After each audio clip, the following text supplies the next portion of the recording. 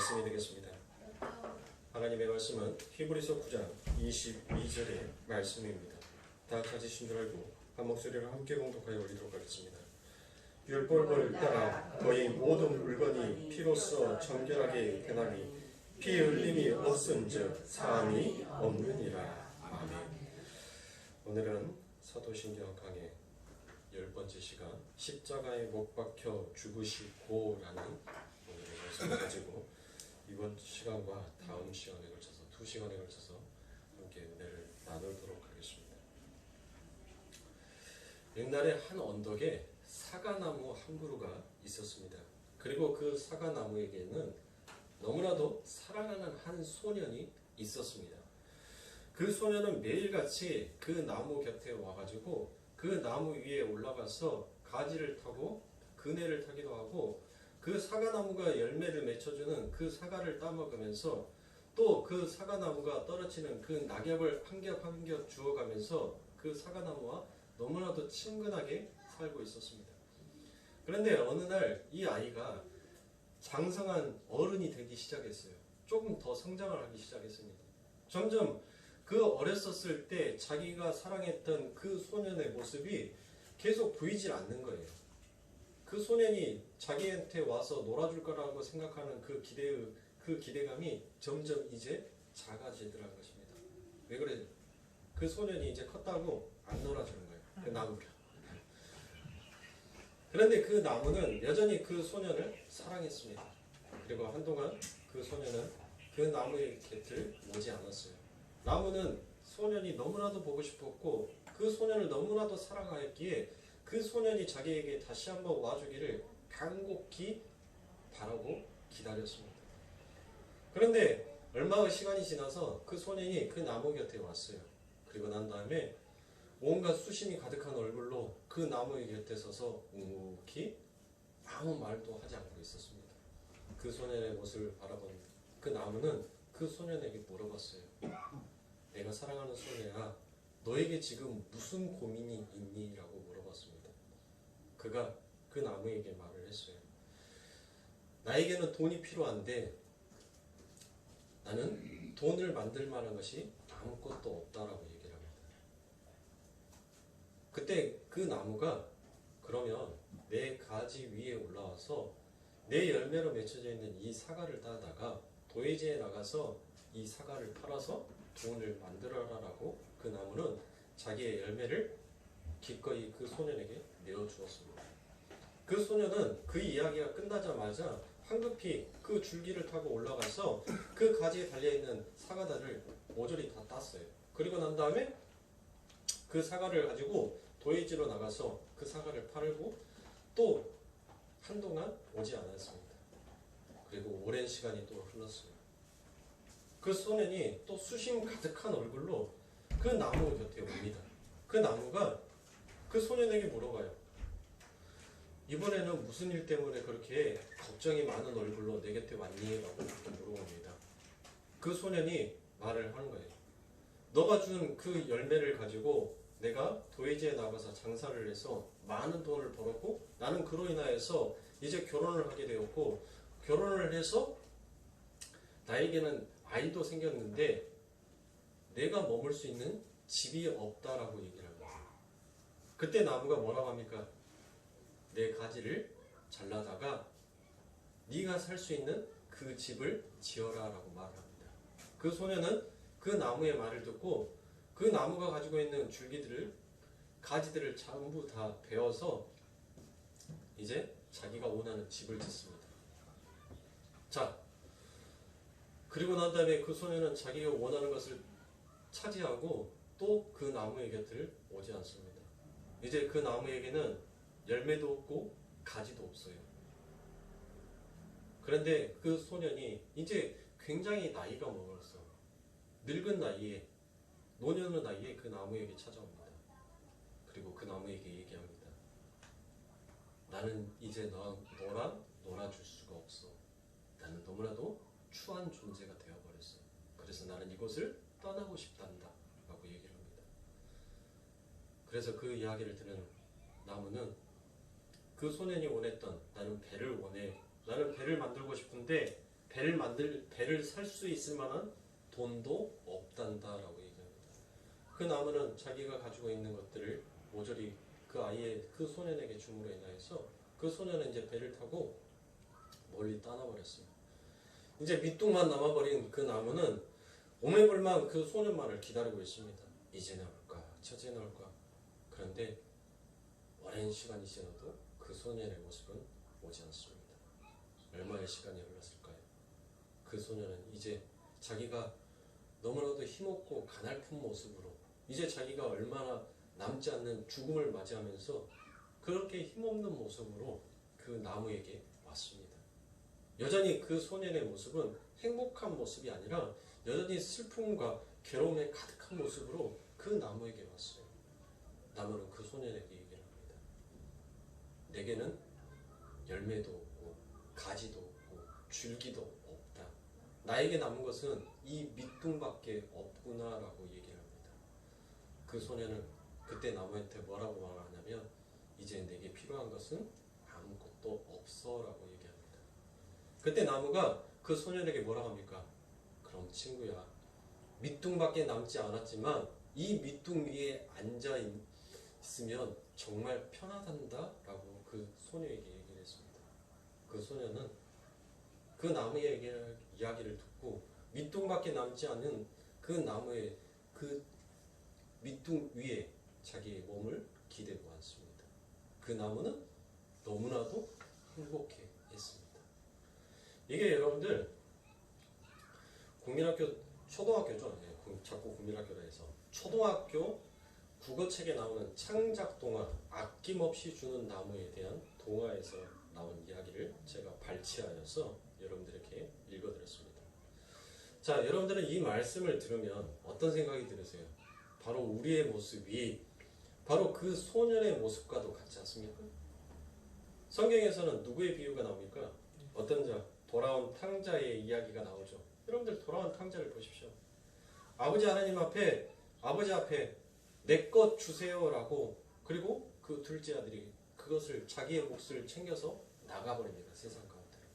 그리고 세상 가운데 자기의 뜻대로 자기의 원하는 대로 마음껏 방탕하면서 그렇게 살다가 결국은 돼지와 같은 돼지 우리 속에서 돼지와 같은 그와 같은 모습으로 여러분들 그의 삶을 회개하고 돌아오게 됩니다. 그런데 그 아버지는 어떻습니까? 그 아들을 오매불망 기다리고 있었어요. 그가 돼지의 모습으로 그 아버지의 집에 돌아왔지만 그 아버지는 기꺼이 그 아들을 사랑함으로 그에게 집안의 상속권이나 다름없는 재산을 상기시켜줄 수 있는 상속권이나 다름없는 그 아버지의 가락지를 아낌없이 그에게 끼워주고 그 집에서 가장 아름답고 좋은 옷으로 그 아들에게 입힙니다. 그리고 하늘의 잔치를 열듯이 동네 잔치를 열듯이 가장 맛있는 음식으로 그 아들의 배를 채워주고 있습니다. 여러분들 아낌없이 주는 나무와 돌아온 탕자 속에서 그 아버지의 모습을 봤었을 때 어떻습니까? 우리 하나님이 우리들에게 이처럼 아낌없이 뭐든지 우리들에게 내어주시는 것이 우리 하나님이시다라는 것입니다. 자, 아낌없이 주는 나무에 대한 바로 주인공은 누구겠습니까? 소년이 주인공입니까? 아닙니다. 나무가 주인공입니다. 돌아온 탕자의 이야기 속에서 주인공은 누구겠어요? 둘째 아들이 주인공입니까? 아니요. 아버지가 주인공입니다.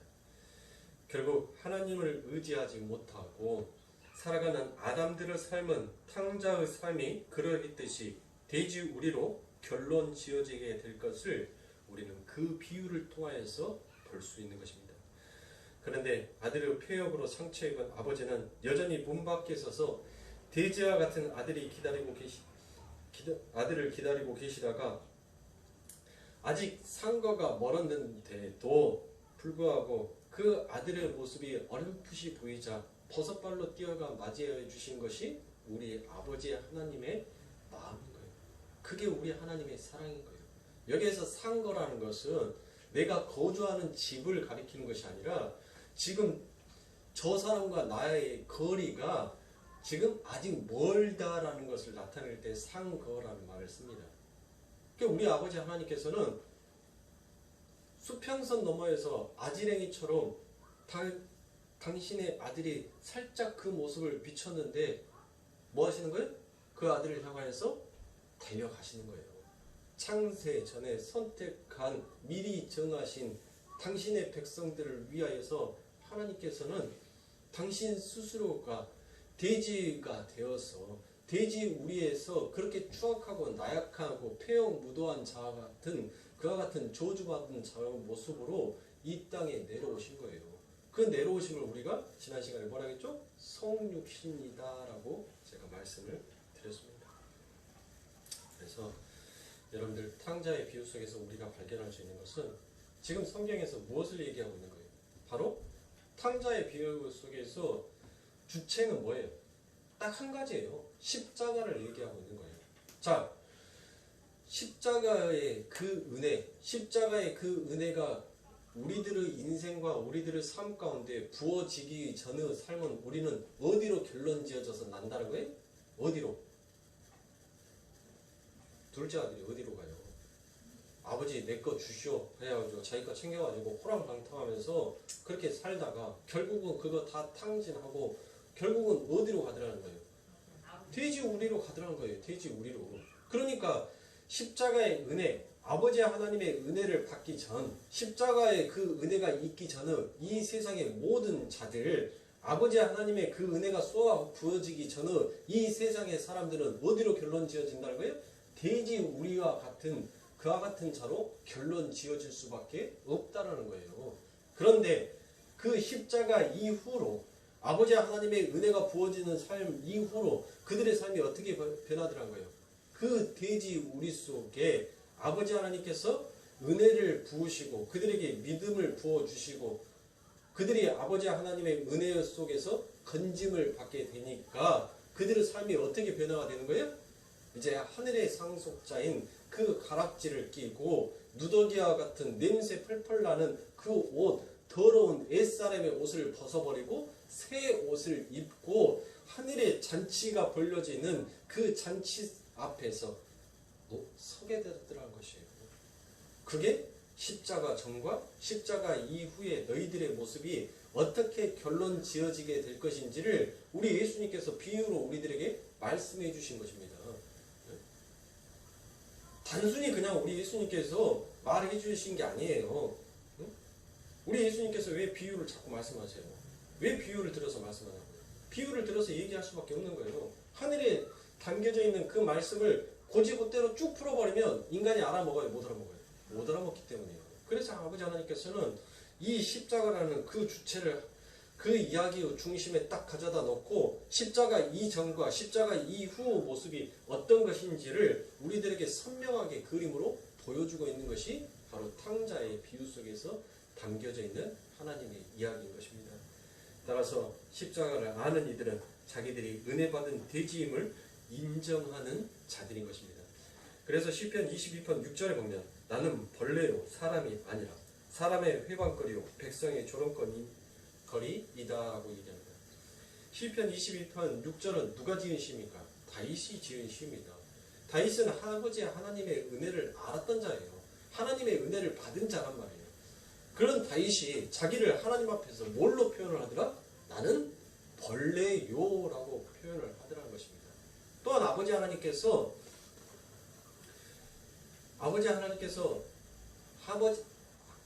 선택받은 당신의 백성을 뭐라고 불러요?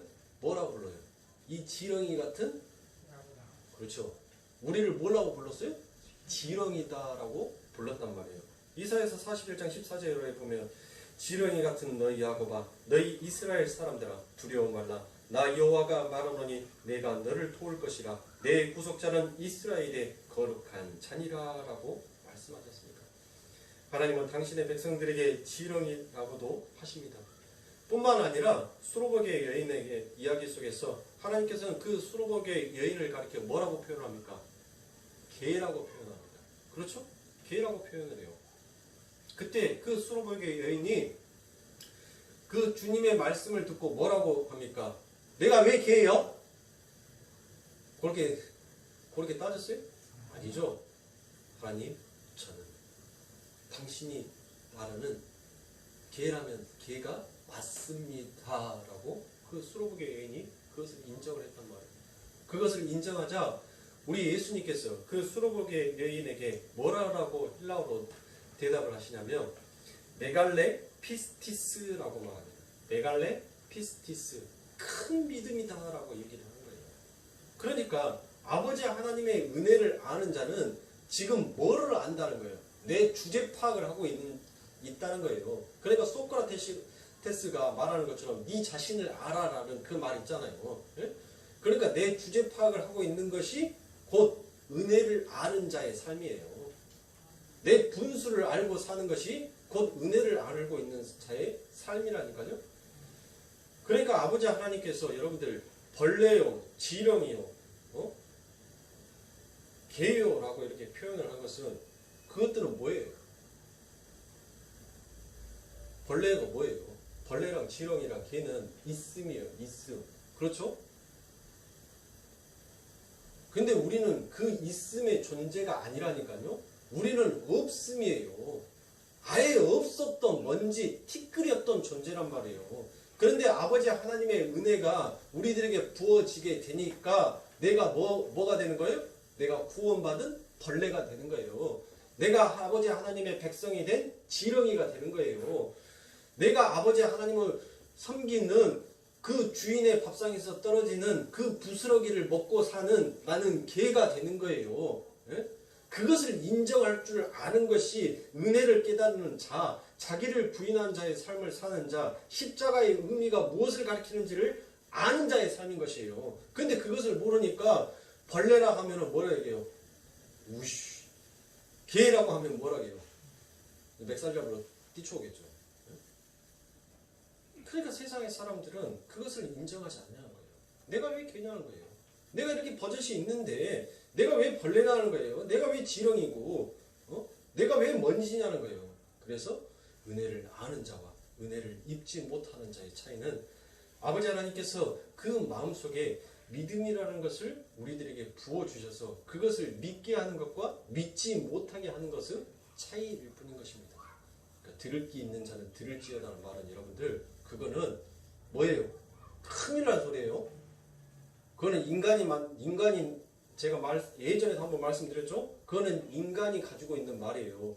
들을 귀 있는 자는 들을지어다라는 말은 뭐예요? 인간의 행위에 맞춰서 네가 듣고 싶으면 들을 거고 듣기 싫으면 안 들을 것이다. 아니란 말이에요. 우리 아버지 하나님께서 은혜를 부어준 자만이 아버지 하나님의 소리를 뭐 할 수 있어요? 들을 수 있어요.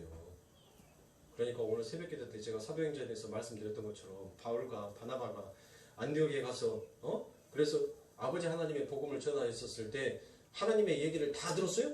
그리고 그들이 전부 다 하나님 품으로 돌아왔나요? 아니죠. 아버지 하나님께서 뭐한 자만? 미리 정한 자만, 미리 정해 놓으신 자만 그 복음의 얘기, 그 십자가의 은혜의 얘기를 듣고 하나님 품으로 돌아오더라는 것이에요. 아무나 그러니까 교회 다닌다고 해서 종교 활동하고 신앙생활 한다고 해서 다 아버지 하나님의 백성이 아니라는 거예요. 그러니까 우리는 제가 금요 기도회 때 지금 말씀에 초안과 틀은 잡아놨는데 우리는 두렵고 떨림으로 우리의 구원을 완성하고 이루기 위해서 우리는 초점을 그곳에 맞추고 있어야 돼요.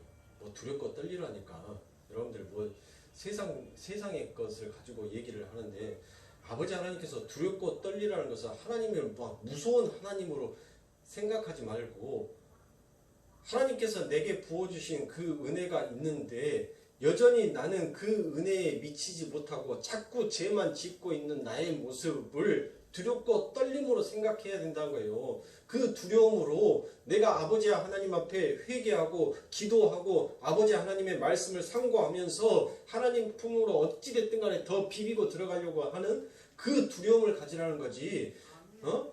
뭐 두려움의 하나님 뭐 두렵다라고 하니까 뭐 세상의 사망의 증상들이 나를 어떻게 해볼 것이다라고 여러분들 그게 아니란 말이에요.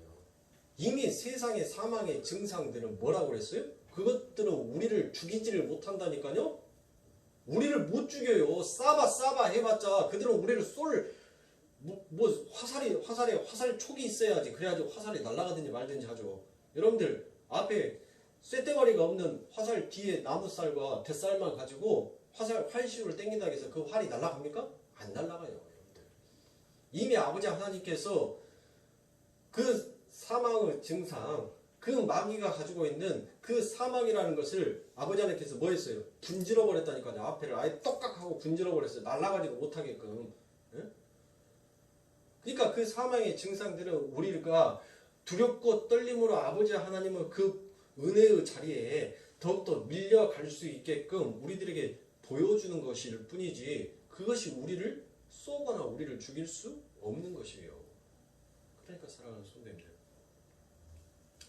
우리는 오늘 우리가 공부할 십자가에 못 박혀 죽으시고라는 기독교의 세계관은 핵이며 DNA라 할 수 있는 그 십자가가 무엇인지에 대해서 명확하게 알고 또 이 시간 함께 그 부분을 설명해 드리도록 하겠습니다. 어떤 목사님께서 부목사로 교회에 계시다가 이제 나도 담임 목회를 하고 싶다라는 생각이 들어서 담임 목회를 하기 위해 하나님께 기도를 드리고 있던 차에 몸에 이상이 좀 있었다라고 합니다. 그래서 그분이 병원을 갔더니 병원에서 그 목사님에게 목사님 암 말기입니다. 이제 목사님께서 살 수 있는 시간은 이제 3개월도 채 남지 아니하였습니다라고 그 목사님에게 얘기를 했답니다. 그래서 그 목사님은 본인이 당의 목회를 하고 싶었다라는 그것을 잠시 내려두고 병원에 입원을 하여서 치료를 받고 계시는데 급격하게 몸이 더욱더 악화되어서 아프더란 것이에요. 그런데 그 후배 목사를 너무나도 아끼는 선배 목사가 미국으로 유학을 가면서 그 교회를 비우게 돼요. 아끼던 그 후배 목사를 자기 교회 당회장 목사로 세우고자 싶어서 그 후배 목사에게 지금 후배 목사가 암 말기 선고를 받아서 병원에 있다라는 그 사실을 전혀 모른 채 우리 교회 담임 목사로 청빙을 하고 싶은데 자네가 우리 교회에 왔으면 좋겠다라고 얘기를 했답니다. 그래서 그 목사님이 그 설교의 부탁을 받고 난 다음에 하나님 앞에 기도를 했대요. 하나님, 내가 이 죽음의 벼랑 끝에 놓여 있는데 내가 그곳에 가서 어떤 설교를 할까요? 뭘 제가 이 마지막 시간에 뭐를 얘기하면 가장 좋겠습니까? 라고 기도를 했는데 성경 속에서 아무리 찾아보더라도 예수 십자가 그거 외에는 보이지가 않더란 것이에요. 그래서 그 아픈 몸을 이끌고 그 목사님은 창원에 있는 그 교회에 가서 주일 대예배 때 설교를 했답니다. 그분은 어떤 누구의 눈치도 보지 않냐고 오직 두렵고 떨림으로 하나님이 이 자리에서 나의 설교를 들으신다라는 그와 같은 심정으로 열심히 십자가에 대해서 예수에 대해서 설교를 했다는 것입니다. 그리고 난 다음에 그 설교가 다 끝나고 난 다음에 자기의 몸 상태를 얘기했대요. 사랑하는 성도님들, 제가 암 말기여서 이제 시한부 인생으로 채 3개월을 넘기지를 못한다라고 합니다. 제가 마지막에 하나님 품에 갈 때 그 하나님을 부인하지 아니하는 차로 제가 서게 저를 위해서 기도해 주십시오라고 그 메시지를 남기고 다시 그 목사님께서 병원을 간대요. 당회장 목사님은 그 목사님 후배 목사가 당연히 와서 목회를 해줄 거라고 생각을 하고 이미 이제 유학 준비를 다 마치고 비행기 티켓까지 끊어서 이제 곧 떠나셔야 되는 상태예요. 이미 당회에서도 그것이 결정이 되어서 그 후배 목사에게 올 것이다. 초청받아서 올 것이다. 그런데 그 후배 목사가 어떤 분인지에 대해서 설교를 한번 들어보고 우리가 결정을 짓자, 최종적인.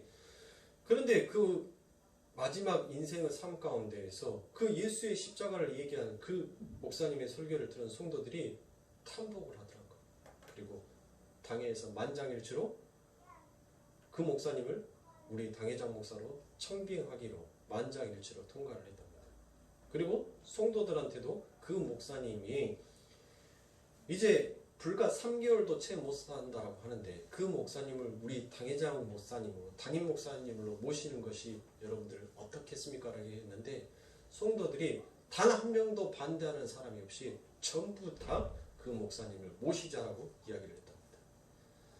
그래서 그 목사님은 더 이상 병원에 누워 있어봤자 의미 없는 시간이다라고 생각을 하고 이제 교회에 가서 하나님 앞에 기도를 하면서 말씀을 보기 시작했습니다. 그런데 말씀을 보면 볼수록 그 안에서 발견되어지는 것은 자꾸 십자가밖에 없더라는 것이에요. 그래서 매주 주일날 내가 얼마의 설교를 더 할지는 모르겠지만 사랑하는 성도님들, 성도님들에게 있어서 십자가는 행복이요. 십자가는 여러분들의 인생에 있어서 가장 필요한 생명의 젖줄입니다. 여러분들 세상에 헛된 것 구하려고 하지 마시고 십자가를 구하십시오. 그 십자가에서 여러분들에게 넘치는 그 사랑과 그 은혜로만 여러분들이 행복에 도달할 수 있으며 그 십자가로만 아버지 하나님의 천국의 도를 이루어 그 아버지 품으로 갈 수 있습니다. 라고 그렇게 설교를 했답니다. 사랑하는 성도님들, 그 목사님은 매번 설교 시간마다 오늘의 이 설교가 나의 마지막 설교다라는 그 비토한 심정으로 그렇게 성도들에게 예수의 십자가만 이야기를 했답니다.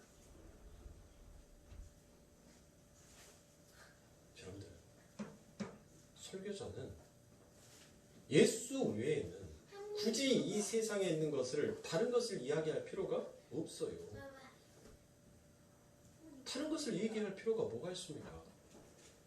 여러분들 이렇게 하면 사업이 번창합니다. 이렇게 하면 여러분들 건강해집니다. 이렇게 하면 여러분들 자녀가 대학 갑니다. 그거 저보다 더 엘리트들, 저보다 더 박사들 많이 있다니까요. 어? 안 그래요? 목사는 누구만 얘기하면 되는 거예요.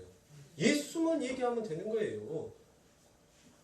그래서 저의 그 십자가를 바라보는, 성경을 바라보는 관점이 바뀌었어요. 예수로.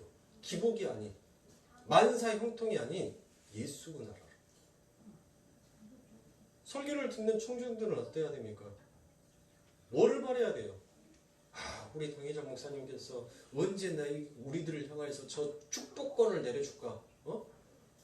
그거 바라볼 필요가 없다니까요. 당회장 목사가 예수 얘기 안 하면 언제까지 저 필요 없는 세상의 이야기를 할까? 하나님, 저 입을 예수의 입으로 바꿔주세요라고 성도들이 안타까워하면서 기도해야 되는 거예요. 네? 그런데 대형교회 봐보십시오. 전부 다 뭐 하고 있어요? 목사님 입에서 언제 축복의 얘기가 나오나 그것만 귀가 쫑긋해서 듣고 있어요. 저라고 CTS, CBS 안 보는 거 못 봐서 안 보는 거 아니에요. 들어보면 전부 다 세상의 기복만 얘기하고 있어요. 전부 다 쓰레기 같은 말만 예수라는 이름으로 그 위에다가 믹서에서 포장해 놓고 전부 다 그 안에 딱 털어서 채로 받쳐서 툴툴 털어보면은 전부 다 세상 것만 얘기하고 있더라고요. 그러니까 꺼부러요. 왜? 지저분한 얘기는 안 들어버리면 되잖아요. 응? 사랑하는 성도님들, 우리는 그러한 심정으로, 그러한 마음으로 예수에 미쳐야 돼요. 그 십자가의 의미가 무엇인지를 여러분들은 지금 담임 목사님의 그 입을 통해서 나오는 그 예수, 저 설교를 내 인생의 오늘 마지막 듣는 설교다라는 그와 같은 비장한 마음으로 청중은 그 설교의 말씀을 들어야 된다니까요. 그거 외에는 다른 시간이 없어요. 그래서 아버지 하나님께서 뭐라고 해요? 다 버리라고 하잖아요. 네 부모도, 네 형제도, 네 자녀도 다 갖다 내버리라 하잖아요. 다 갖다 버리라 하잖아요. 그러니까 오늘부터 나가고 다 버리세요.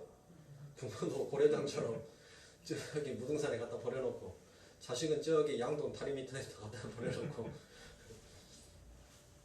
하나님께서 버리라는 것은 뭐예요? 나보다 너희가 우선시 되는 그 우상을 제발 좀 밑으로 내려놓고 나를 먼저 그 위에 올려놓고 그 다음 네 부모를 공경하고 네 자녀를 사랑하면서 네 가정을 아름답게 살뜰하게 돌보면서 그렇게 살으라는 거예요. 그런데 여러분들 보세요. 십자가의 은혜를 받은 우리가, 예수의 은혜를 받은 우리가 우리의 인생 가운데 있어서 그렇게 합니까? 그렇게 해요? 예수보다도 내 자녀가 먼저였고, 예수보다도 내 부모가 먼저였고, 예수보다도 내 사업이 먼저였고, 그래서 전부 다 예배당에 가면 뭐 하고 있어요? 뭐 하고 있더냐고요. 차마 제 입으로는 말을 하지 않겠습니다. 우리 거룩교회 성도들, 좀 다음번에 오동예 집사님, 저기 중앙교회까지 들리게끔 대형 확성기를 저 옥상에다 하나 딱 설치를 해놓으십시오. 만만한 공덕이라고 맨날 우리 성도들만 깨지는 것 같아요. 진짜 들어야 될 때는 진짜 안 듣고. 그래서 성도님들, 이런 말씀을 우리도 자칫 그와 같은 자로 변질되고 변할 수 있게 제가 드리는 말씀입니다. 아버지 하나님의 은혜 앞에 왔으면 그 하나님의 은혜가 우선시 돼야 돼요. 자꾸 그것이 시행되고 그것이 연습이 되면 우리들의 인생과 삶 가운데서도 그와 같은 삶이 저절로 습관처럼 적셔져서 나오게 되더란 것입니다. 그러니까 성도님들, 바울이 내가 왜 십자가 외에는 아무것도 알지 못하고 알지도 아니하고 자랑하지도 아니하고 십자가 외에는 내가 다른 것은 전혀 전하지 않겠다라고 했는지 여러분들 아시겠습니까? 그 바울은 십자가 위에는 더 이상 알만한 값어치가 없다라는 것이에요. 그래서 설교자는 오늘의 설교가 마지막 설교가 된다는 마음으로 예수 그리스도의 십자가의 복음 외에 다른 내용이 담겨서는 아니 되는 것입니다. 여러분이 세상의 윤리와 도덕만으로 성경을 바라본다는 것은 그것은 세상을 보는 삶이지 예수를 바라보는 삶이 아닌 것입니다. 성경은 분명 하나님께서 우리들에게 천명하여 놓으신 것이 있습니다. 그것이 뭡니까? 너희들이 착한 일 해라. 너희들 선을 쌓아라. 너희들의 행위로서 너희의 구원을 이루라. 믿음을 이루라 라고 말씀하셨습니까? 아니죠. 하나님께서 우리들에게 천명하신 일은 바로 무엇이에요? 내가 보낸 내 아들 예수 그리스도를 제발 좀 너희들의 삶 가운데 실체로 믿으라라고 얘기를 하셨어요. 우리는 그것을 믿는 거예요. 나 예수 믿는데요. 나 십자가 믿는데요. 여러분들 예수를 믿고 십자가를 믿는 자의 삶이 어떻게까지 바뀌게 되어지는지를 여러분들 지금부터 제가 말씀드리도록 하겠습니다. 자, 따라서 여러분들은 오늘 설교를 들으면서 새롭게 들으면 들을수록 여러분들 은혜가 되어야 하는 것입니다. 하이델베르크 요리문답 39번의 질문과 답이 이러합니다. 그리스도께서 다른 어떤 방식으로 죽으신 것에 비해 그가 십자가에 못 박혀 죽으신 것이 어떤 면에서 더 유익하게 그렇게 하신 것일까요? 답은 이러합니다. 십자가의 죽음은 하나님의 저주를 받은 것이므로 이로써 나는 그가 내게 내려질 저주를 취하셨다는 것을 확신하게 됩니다라고 얘기를 합니다. 자, 여러분들 어떻습니까? 하이델베르크 요리문답의 대답이 조금 시원하지가 않습니다. 그래서 제가 지난 시간에 말씀드렸던 바로 신명기 21장 22절부터 23절의 말씀을 보면 여러분들 그 말을 왜 우리 예수님께서 십자가를 지셨는지에 대해서 여러분들이 지난 시간에 했던 것들이 상기가 될 것입니다. 신명기 21장 22절부터 23절에 보면 사람이 만일 죽은 죄를 범함으로 내가 그를 죽여 나무 위에 달거든 그 시체를 나무 위에 밤새도록 두지 말고 그날에 창사하여 내 하나님 여호와께서 내게 기업으로 주신 땅을 더럽히지 말라. 나무에 달린 자는 하나님께 저주를 받았음이니라 라고 말합니다. 자, 신명기의 이 말씀은 구약의 하나님의 백성들로 하여금 하나님의 연대적 책임 의식을 강조하는 말씀입니다.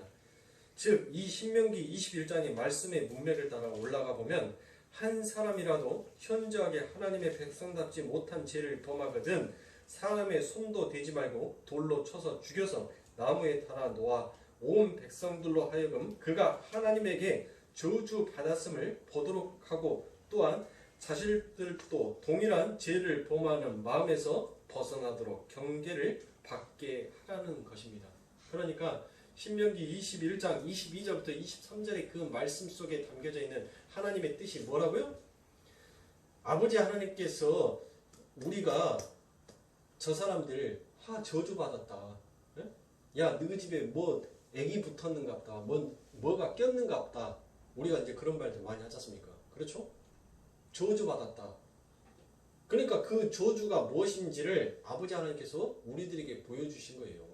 너희들에게 내려진 저주가 어떤 것인지를 하나님께서 보여주신 거라니까요.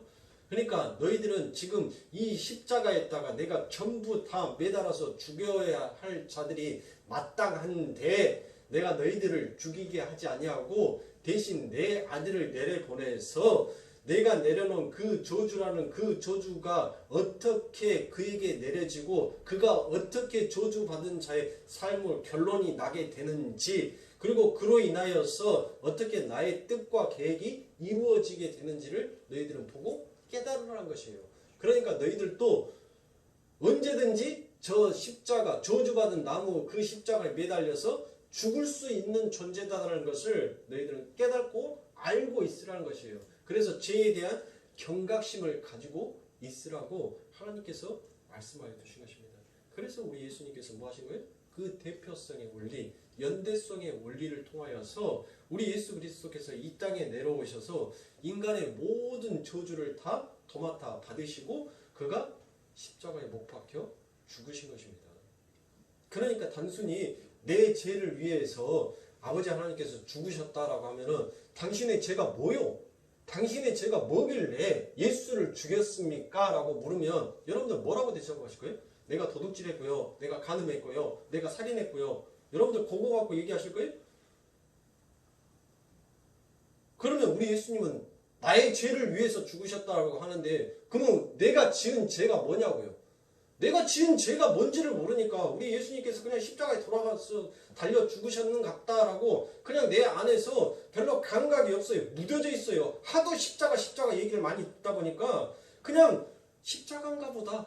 그냥 목사님들이 얘기하고 내 주변에 있는 믿음의 사람들이 그렇게 얘기하니까 그래 우리 예수님께서 십자가에 그냥 그렇게 달려서 돌아가셨는가 보다. 감각이 없으니까 은혜가 없으니까 그러니까 뭐 하는 거예요? 그러니까 막 사는 거예요. 막 살면서 뭐 해요? 하나님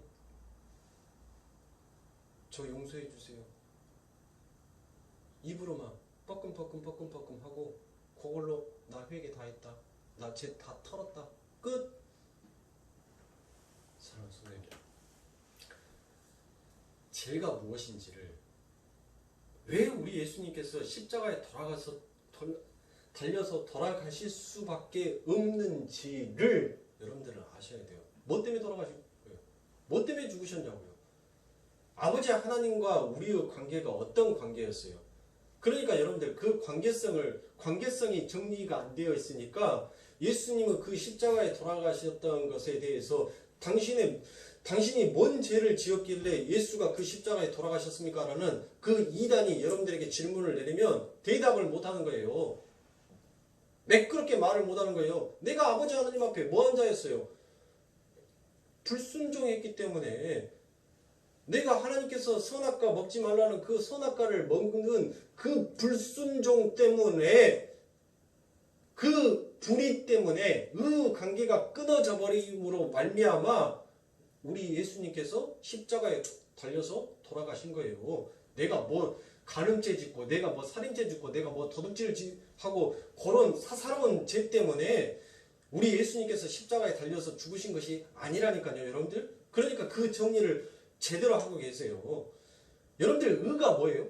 이제 의를 말하면 여러분들 머릿속에서 이제 어느 정도 체계가 정리가 돼 있어야 되잖아요. 왜? 창세기에서부터 시작해서 제가 지금까지 계속 2년 동안 입이 아프게 의를 대해서 얘기를 했으니까 의가 뭐냐고요? 뭘 의라라고 해요? 여러분들 의라는 개념을 여러분들 더 쉽게 제가 설명을 해드릴게요. 의가 어떤 것이 의냐면 우리 몸에는 10의 23계승의 세포가 있어요.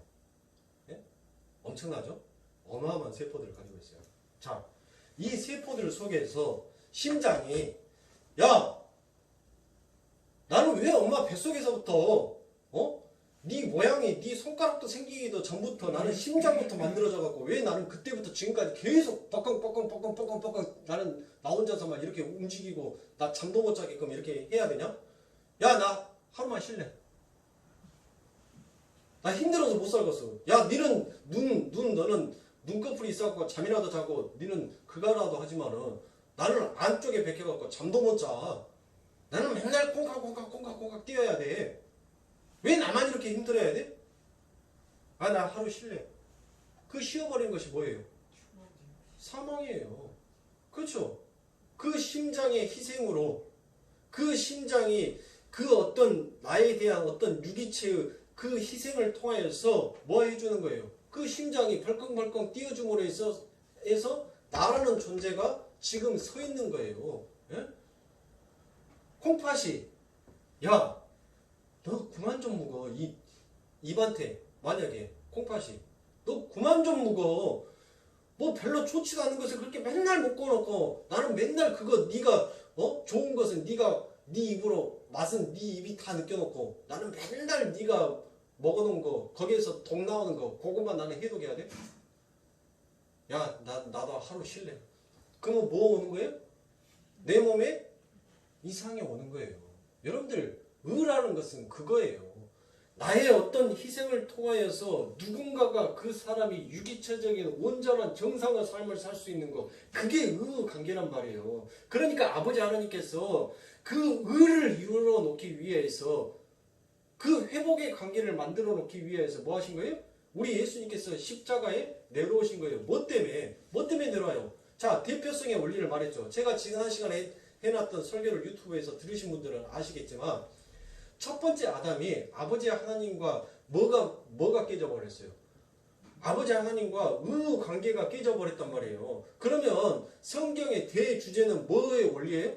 연대성의 원리란 말이에요. 대표성의 원리예요. 그래서 성경에서 구약에서 자꾸 뭐를 아버지 하나님께서 보여주시는 거예요. 우리가 못 알아보니까 이스라엘 왕을 세우는데 이스라엘 왕이 아버지 하나님의 말씀에 순종하고 잘하면 아버지 하나님께서 누구를 칭찬해 주던가? 이스라엘 왕을 칭찬해 줘요? 이스라엘 백성을 칭찬해 줘요? 왕 한 명이 잘하니까 이스라엘 백성들까지도 칭찬을 받잖아요. 왕 한 명이 잘못을 했는데 이스라엘에 뭐가 내려져요? 심판과 징계가 내려지잖아요. 그러니까 성경의 대주제는 뭘로 흘러가는 거예요? 이 연대성과 대표성의 원리로 흘러가는 거예요. 첫 번째 아담이 실패해놨던 그 실패를 두 번째 아담인 예수 그리스도께서 인간의 완전한 몸을 입으시고 이 땅에 성육신하여 내려오셔서 뭐 하는 거예요? 그 아담이 잘못을 하였던 이 세상의 모든 죄들을 전부 다 그분이 그릇이 되어서 홀라당 다 뒤집어 써야 돼요. 그래서 그분이 십자가에 돌아가셔야 돼요. 왜? 누군가의 희생, 누군가의 죽음, 누군가의 제물로 인하여서 뭐가 이루어지는 거예요? 정결의식이 일어나는 거잖아요. 그러니까 오늘 히브리서 9장 22절에도 그 말씀을 하고 있잖아요. 누군가의 희생으로 인하여서 그러니까 옛날에 구약에서 제사를 지낼 때 하나님 길 가다가 아가씨가 너무 이뻐갖고 곁눈질로 힐컥 했어요. 하나님 죄송합니다 하고 여러분들 그냥 가요? 그러면 우리 아버지 하나님께서 응 알았어 라고 해주시던가요? 아니죠. 구약에는 어땠어요? 반드시 내가 어떤 죄를 지으면 뭐 해야 돼요? 피의 제사를 지내야 된단 말이에요. 피값을 치러야 돼요. 그에 대한 값을 치러야지만이 내 죄가 뭐 해지는 거예요? 도말되는 거예요. 없어지는 거예요. 사라지는 거예요. 하나님께서 그 죄는 있지만 기억하시지 않는 거예요. 그 피로 뭐 하는 거예요? 그 피로 덮어버린 거예요. 그러니까 하나님께서 내가 이제 기억 안 해줄게. 내가 뭐 죄 지은 것이 완전히 뭐 우리 하나님께서 화이트로 깨끗하게 이렇게 지워버리는 것이 아니라 그 위에 피가 발라져서 그냥 하나님이 너 이거 죄 지은 거 맞는데 내가 그냥 죄 안 지은 것으로 여겨줄게 라고 하는 거예요. 그러니까 우리 예수님께서 이 땅에 내려오셔서 뭐가 되는 거예요? 제물이 되는 거예요. 근데 그 제물이 그냥 죽으면 안 돼요. 그냥 성막에 가가지고 대제사장이 각 두고 포 두고 해가지고 하나님 앞에 연기로 태워버려서 그냥 그렇게 제사 지내는 그와 같은 제사로 끝나버리면 안 된단 말이에요. 그러면 이 땅에 뭐가 없어지지 않는 거예요. 저주가 없어지지 않냐는 거예요. 왜냐? 저주는 아버지 하나님의 구약의 말씀처럼 저 나무 위에 달린 자가 저주받은 자다라는 그 아버지 하나님의 말씀이 온전하게 이루어지기 하기 위해서는 그 예수는 반드시 어디서 죽어야 돼요? 십자가에서 죽어야 돼요. 그러니까 여러분들 성경은 계속 일괄되게 창세 전에 이미 아버지 하나님의 구속의 십자가를 세워놓으시고 그거를 이 보이는 실체 가상의 현실 속에다가 집어넣는 거예요. 그래서 이 현실 속에서 그 예수의 십자가가 세워지는 것입니다. 못한다고 하나님께서 노뱀 그 광야에서 노뱀을 들으라 하냐고요. 그 노뱀이 뭐예요? 그 예수가 노뱀처럼 뭐하게 될 것이다? 들리우게 될 것이다 라고 성경을 얘기를 하셨습니까? 그러니까 예수 그리스도의 그 희생 제물로 인하여서 하나님과 우리의 끊어졌던 뭐의 관계가 이어진 거예요? 화목의 관계, 의의 관계가 이루어진 거예요.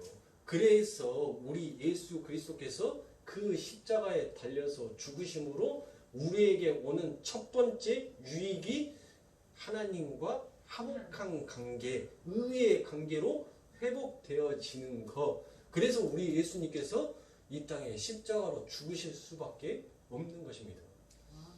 그런데 그거를 믿지 못한다고 하면 뭘 믿냐고요, 인생에 있어서. 여러분들, 그래서 믿음이 있는 자가 아버지 하나님의 말씀 앞에 창세전에 미리 정해 놓으신 로마서 8장 29절의 말씀처럼 호리 프리조라는 그 말씀처럼 미리 정한 자만 하늘의 양식을 받아 먹을 수가 있는 거예요. 여러분들, 이 세상에서 우리가 우리의 지식과 우리의 언어로서 논리 정연하게 풀 수 있는 것이 과연 몇 개나 있습니까? 네? 우리가 수학 시간에 배웠잖아요. 1 더하기 1은 몇이에요? 1 더하기 1은 몇이에요? 대답을 안 해줘. 1 더하기 1은 2잖아요. 근데 1 더하기 1이 2라는 것을 왜 2가 정답인지를 말해준 자가 한 명도 없다니까요. 왜 2예요? 1 더하기 1은 왜 2라는 것이 그게 정답이냐고요. 그것을 논리적으로 언어로서 표현해 줄 사람이 있냐고요. 여러분들 수학 전남대학교 교수한테 가갖고 물어보세요.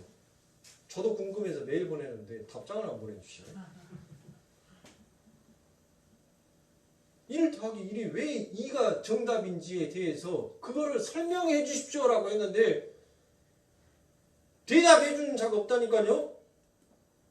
여러분들, 우리 교회도 저기 의사 선생님 계시지만 DNA와 RNA가 그게 내 몸 안에서 작용을 해서 어떻게 단백질을 만들어서 구성해 내는지를 여러분들 어떻게 설명하실 거예요? 예? 만유 인력의 법칙을 여러분들 언어로 어떻게 표현을 해내실 거냐고요. 어? 우리는 도저히 설명되어지지 아니하는 논리 속에서 그냥 믿고 살아요. 그 믿음이라는 전제를 가지고 그냥 가는 거예요. 그냥 1 더하기 1은 인류가 그렇게 왔으니까, 이와 같은 공식으로 왔으니까 그냥 우리도 그 공식이 맞으니까 가자는 거예요. 그러면 예수 믿는 자에게 예수 그리스도의 십자가가 세워져 있는 이 공식이 뭐한 거예요? 맞는 거예요. 내가 눈으로 보고 내가 눈으로 내 손으로 만져보지 아니했는데 나는 뭐 하는 거예요? 성경의 역사가 이 지구에서 흘러나왔던 수없이 많은 그 기록물들이 그렇게 기록을 하고 있더라는 거예요. 그러니까 나는 뭐 하는 거예요? 나는 믿는 거예요. 거기에다가 대놓고 야, 너 무슨 논리로 그렇게 믿니라고 물어보면 뭐라고 말합니까? 뭐라고 말해요? 여러분들 한동안 제가 교회에 제가 이제 목양실을 저기 공사를 좀 해달라고 해서 목양실이 좀 앉아서 있어야 될 건데 교회에 앉아있다 보면 간혹가다 별의별 사람들이 많이 와요. 한동안 구원파들이 상당히 많이 놀러 왔어요. 커피도 주고 심심하니까 같이 얘기도 나누는데 이김질하면은 장사 없어요. 진짜 속에서 이렇게 무적무적 올라오는데 제가 가시라고 했어요. 그냥 그 지식, 그 지혜를 가지고 사십시오 라고 했어요. 가십시오. 여러분들 구원파가 말하는 것이 뭔지 아세요? 자꾸 오늘 얘기가 왜 삼천포로 빠지는데 구원파가 말하는 것이 뭘 말하는 거예요? 예? 그들은 오직 구원에만 포커스가 있어요. 구원에만 중심이 있어요. 그래서 자기들은 구원을 받았기 때문에 이제 이 세상 가운데에서 죄를 뭐 한다고요? 죄를 안 짓는 자가 되었다는 거예요. 그래서 진짜로 죄 안 짓습니까? 정말 죄 안 짓고 사세요라고 말하니까 저한테 뭐라고 말하는 줄 아세요? 자기들은 죄 안 짓는데 대신 실수는 한대요. 그러면 그 실수는 뭡니까? 그거는 죄 아닙니까? 아니냐? 죄 아니래요. 그거는 그냥 내가 깜빡해서 실수한 거래요. 우리가 깜빡하고 수도꼭지에 물을 안 잠그고 나오듯이 가스에다 뭐 얹어놓고 가스불 안 끄고 나오듯이 그건 잠깐 실수한 거래요. 그래서 언제든지 그 실수는 내가 고칠 수 있대요.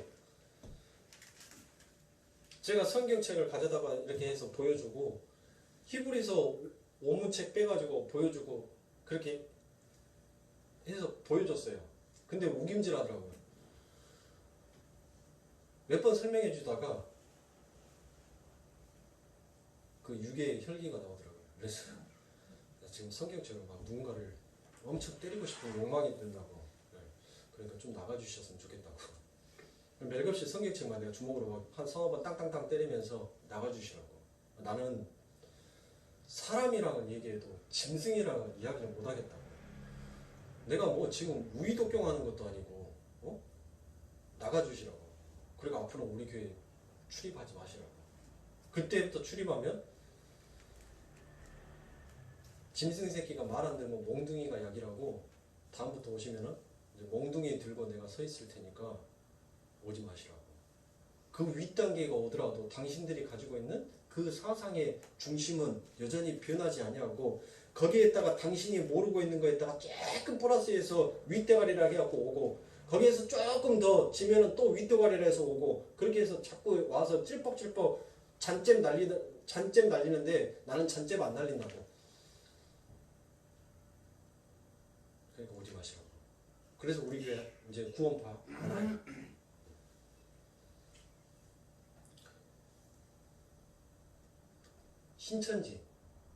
신천지도 안 와요. 그들이 욕을 저한테 배불러게 먹고 가서 그들이 계단을 내려가면서 저거이 목사요? 하면서 저것이 목사요? 내가 그랬어요. 계단에다 대고. 그래서 우리 교회 안 온답니다. 거들떠도 보기도 싫대요. 살다가 자기는 생전 처음으로 한국말에 저런 욕을 섞어서 만들어낼 수도 있구나. 한글이 참 위대하구나라는 것을 그들이 아마 깨닫고 알고 갔을 것입니다. 그래서 안 와요. 여러분들, 제가 말씀드리고 싶은 것은 뭐예요? 우리는 우리의 논리 속에서 살아요. 우리를 변증하려 하고 내가 가지고 있는 지식과 내가 가지고 있는 것이 맞다라는 그 주장 속에서 그것이 변하거나 그것이 요동치게 되면 거기에서 뭐가 일어나는 거예요? 마찰이 일어나기 시작하는 거예요. 그리고 그것을 자꾸 깨부시려고 하는 자는 나의 뭐가 되는 거예요? 적이 되는 거예요. 적. 하나님께서는 그것을 깨부시기 위해서 오신 거예요. 그래서 이 땅에 우리의 심령 가운데 우리의 이 신비한 우리 가슴 가운데 뭐를 하나님께서 심어놔 버렸어요? 우리의 마음판에 십자가를 세워버린 거예요. 그 십자가를 우리의 마음을 하나로 너희들 마귀 새끼랑 니랑 똘똘 연합해갖고 너가 나 죽이려 했던 그 마음을 하나님께서 그 가운데에다가 십자가를 딱 세우심으로 그 마음을 뭐라 했어요? 둘로 확 쪼개버린 거예요. 다시는 붙을래야 붙을 수 없도록. 그 제약된 마음이 붙고자 싶어도 다시는 그것으로 하나 되지 못하도록 하나님께서 우리의 마음판 위에다가 그 십자가를 세워놓으시고 아버지 하나님의 작정과 그 뜻을 이뤄가고 계시는 것입니다. 사랑하는 성도님들, 우리 예수님께서 우리에게 이와 같은 아버지 하나님의 아름다운 선물을 우리들에게 거저 전가해 주셨다는 것입니다. 사랑하는 성도님들, 우리 예수님께서 왜 하나님을 목숨 걸고 사랑하고 내 이웃을 내 몸처럼 사랑하라는 그 말씀은 그 진리를 이 땅에서 친히 보여주셨는지를 여러분들 아셔야 하는 점인 것입니다. 십자가에 돌아가 죽으시고 십자가에 못 박혀 죽으시고라는 그 아버지 하나님의 말씀이 단순히 그냥 죽으신 하나님이 아니에요. 나는 불의한 자였다니까요. 나는 성경에서 나오는 벌레요, 지렁이요, 돼지요, 개도 아니었던 자예요. 나는 먼지였어요. 나는 티끌이었단 말이에요. 나는 이 세상에 존재치 아니었던 자였어요. 그런데 아버지 하나님께서 로마서 8장 22절, 23절부터 30절까지 말씀 속에서 나를 뭐 한다고요? 미리 아시고, 그리고 미리 정하시고, 그리고 난 다음에 나를 뭐 해줘요? 나한테 의롭다라고 의롭게 여겨주시고, 그리고 나를 영화롭게 만드셔버려요. 그 아버지 하나님. 그것을 이루어지게 하기 위해서 하나님께서 이 땅에 그 십자가의 복음이, 십자가의 그 은혜가 세워져야 하는 것입니다. 예수님께서 이제 말씀을 정리할게요. 너무 많이 말씀을 전달해도 여러분들 머릿속에서 두서없이 기억이 될 거니까 말씀을 정리하도록 하겠습니다. 여러분들, 왜 하나님은 우리와 화목하게 사셔야 하는 것입니까? 왜 하나님은 당신과 화목하지 못한 존재들을 전부 심판하시겠다라고 천명을 하십니까? 왜 아버지 하나님께서 우리들에게 그토록 당신과 연합의 관계, 그 화목의 관계를 그토록 요구하시냐고요? 왜 요구하시는 거예요, 여러분들? 뭐 때문에? 사망. 에베소서 2장 15절에 보면 그는 허물과 죄로 죽었던 너희들을 살리셨도다. 그때 너희는 그 가운데서 행하여 이 세상 풍조를 따르고 공중의 권세 잡는 자를 따랐으니 곧 지금 불순종의 아들들 가운데서 역사하시는 영이라.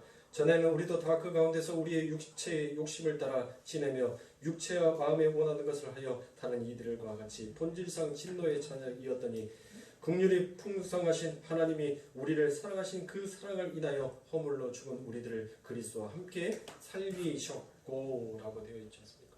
보십시오. 우리 아버지 하나님께서 왜 우리들과 화목한 자의 관계를 요구하신다고요? 우리를 사망에 떨어뜨리지 아니하기 위해서, 그래서 우리와 화목 관계를 요구하신 것입니다. 사랑하는 성도님들, 자, 우리 예수님께서 왜 돌아가셨다고요? 왜 십자가에 못 박혀 가셨다고요?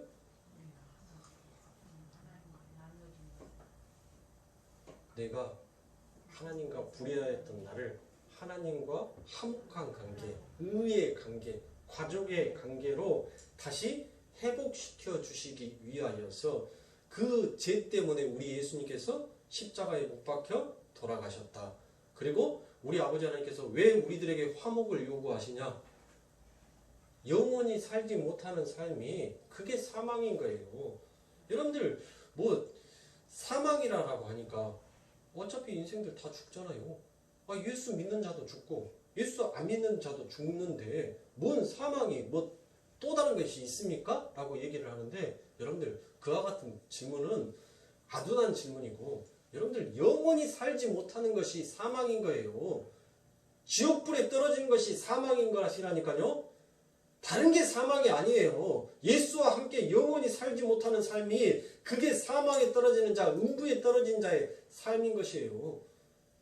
그러니까 예수 믿는 자, 복음을 아는 자는 어디를 쫓아서 간다고요? 생명을 쫓아서 간다고요.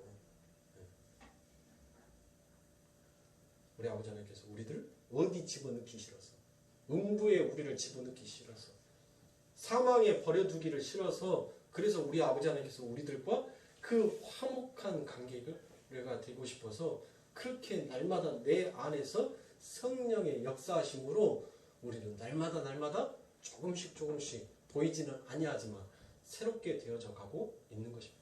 그것을 믿으라는 거예요. 네 안에서 역사하시는 그 하나님의 일을 믿으라는 것이에요.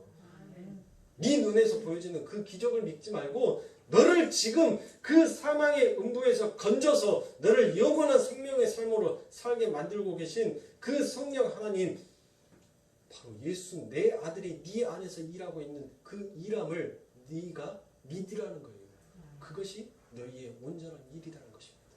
사랑하는 성도님들, 우리는 이와 같은 자의 삶을 살면서 오직 하나님의 은혜만을 간구하는 자가 되어야 하는 것입니다. 하나님께서는 우리의 부끄러움을 감추기 위하여서 당신의 옷을 실올라게 하나도 걸치지 아니하시고 전부 다 그 십자가 위에서 벗어버리신 것입니다. 사랑하는 성도님들, 하나님의 그 은혜를 깨닫고 오직 십자가의 그 은혜만 간구하면서 나아가시는 사랑하는 성도님들의 삶이 되시고 주님의 이름으로 축원합니다. 기도하겠습니다. 하나님 은혜를 감사합니다.